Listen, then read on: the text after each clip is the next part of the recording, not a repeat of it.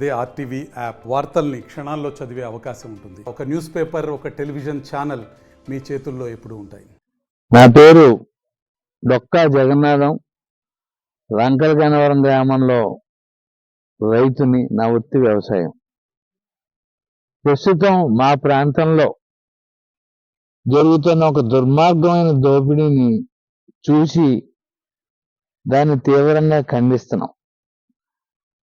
లంకల గన్నవరం గ్రామంలో గోదావరిని ఆనుకుని సారవంతమైన కొబ్బరి తోటలు ఒక పక్కన, అక్విడెక్ట్ సుమారు 70,000 ఎకరాలకి నీరు అందించే పవిత్రమైన డొక్కా సీతమ్మ అక్విడెక్ట్ ఉంది. దానికి దగ్గరలో ఈ రోజు నుంచి డ్రిడ్జింగ్ అంటే నదిలో ఇసుకని తవ్వేసే ఒక యంత్రాన్ని ఉపయోగించి ఇసుకని వ్యాపారం చేస్తున్నారు. ఇది ఎవరంటే ఎంఆర్ఓ గారు మాకు తెలియదు అంటారు. ఆఫీసర్లను అడిగితే, మైన్స్ డిపార్ట్మెంట్ అడిగితే తర్వాత మాట్లాడుతామని క్లారిటీ లేదంటారు. ఎవరో ఓ బిల్లు పుస్తకం ఒకటి కొట్టి, వాళ్ళు ఎవరో తెలియదు, ఆ కంపెనీ ఎవరిదో తెలియదు, వాళ్ళు బిల్లు వసూలు చేయడం, దాన్ని అత్యధిక రేట్లకి ట్రాక్టర్ వచ్చి సుమారు 4,000 నుంచి 5,000 రూపాయలకి బయట అమ్మడం జరుగుతుంది. ఏంటి దారుణం? ఈ వ్యవస్థ ఎంతవరకు దీన్ని కంట్రోల్ చేసే వాళ్ళు ఎవరని చెప్పి ప్రజలు అయోమయంలో కొట్టాడుతున్నారు.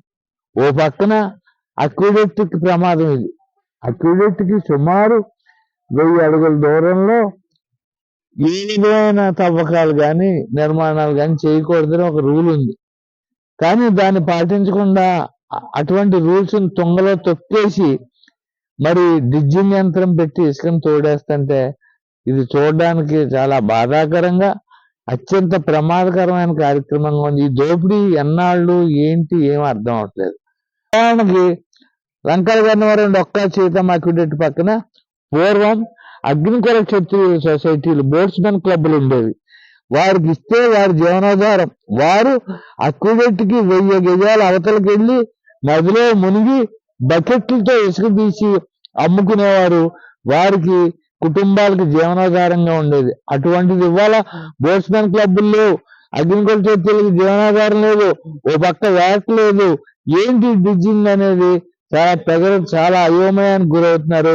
దీని మీద ముందర మండల రెవెన్యూ అధికారులు కానీ, మైన్స్ వారు కానీ, కలెక్టర్ అతి సమీపంలో కలెక్టరేట్ ఉంది. ఇక్కడ గన్నవరానికి 15 కిలోమీటర్ల దూరంలో అమలాపురంలో కలెక్టరేట్ ఉన్నా కూడా మరి దీని మీద స్పందన లేకపోవడం ఇది చాలా దురదృష్టకరం.